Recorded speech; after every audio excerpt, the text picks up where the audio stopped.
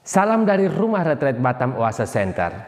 Orang Katolik pasti tahu atau paling tidak pernah melihat buku seperti ini. Apalagi mereka yang sering keluar masuk sakristi. Buku seperti ini rasanya wajib selalu ada di sana. Hanya sedikit orang Katolik yang memiliki buku ini di rumahnya. Ini adalah buku penanggalan liturgi. Kalau dilihat secara cepat, buku ini tidak menarik. Tulisannya pun kecil-kecil dan banyak singkatan yang tidak semuanya kita paham. Tapi sadarkah kita bahwa ternyata buku yang belum tentu menarik ini sangat membantu kita dalam merayakan iman kita pada Yesus Kristus?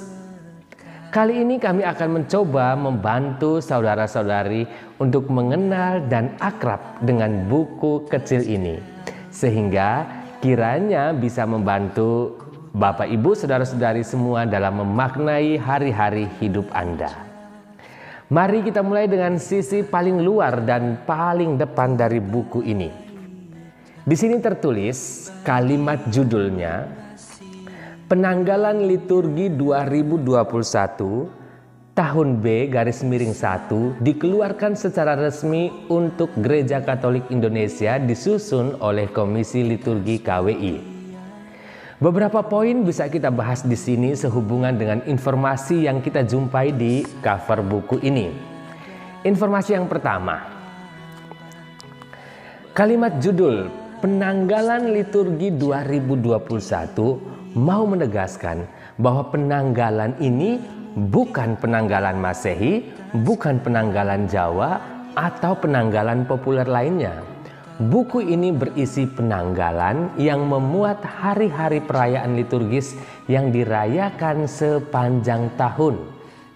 Ada angka tahun Masehi di sana 2021. Menandakan bahwa kalender ini tersusun di atas format kalender atau penanggalan Masehi. Tak ada satu hari atau tanggal pun yang ada dalam kalender atau penanggalan Masehi yang dihilangkan dalam kalender atau penanggalan liturgi ini.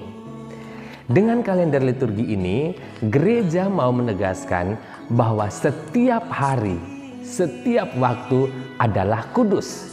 Karena Allah sendirilah yang menciptakan waktu dan Allah juga berkarya di dalam waktu untuk menyelamatkan manusia.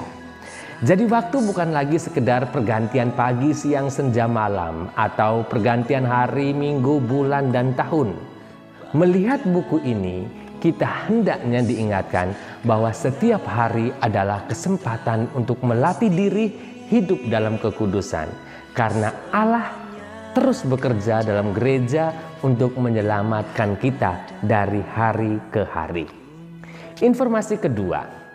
Di sana juga ada tertulis tahun B/1. Apa maksudnya?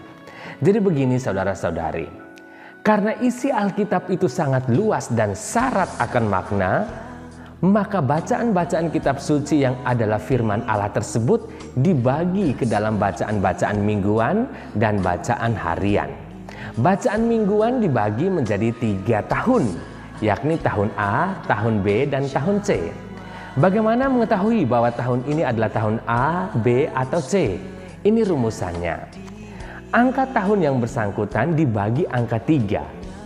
Dan jika hasilnya sisa 1, maka tahun tersebut adalah tahun A.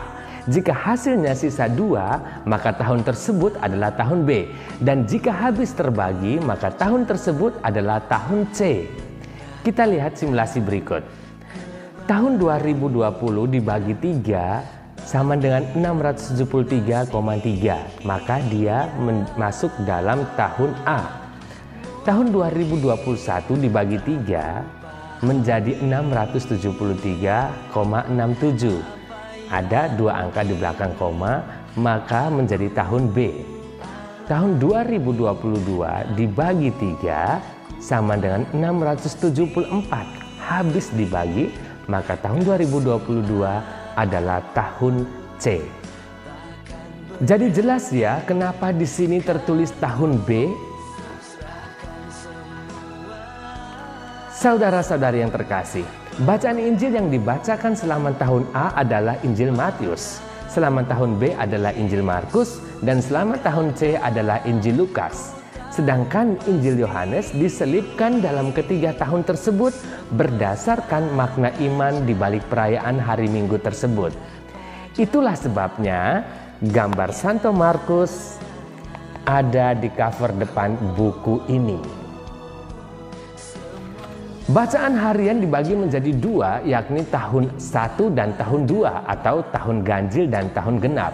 Cara menentukan tahun ini, tahun ganjil atau tahun genap, sangat gampang, yakni berdasarkan genap atau ganjil angka tahun yang bersangkutan.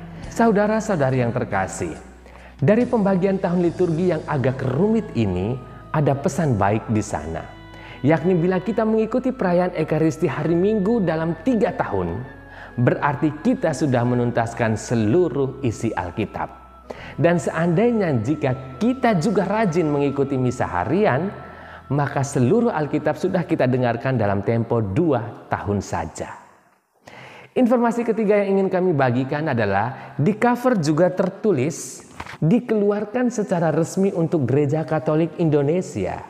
Berarti memang buku ini untuk kalangan gereja-gereja Katolik di Indonesia saja. Kok bisa? Iya, penjelasannya di video berikutnya. Begitulah Bapak Ibu saudara-saudari, beberapa informasi ringan sehubungan dengan buku kecil dan sederhana tapi sangat bermanfaat ini. Video kita berikutnya akan membahas beberapa informasi seputar isi dalam buku ini. Jangan lupa subscribe, like, dan komen demi kemajuan kita bersama. Salam dari Rumah Retret Batam Oase Center.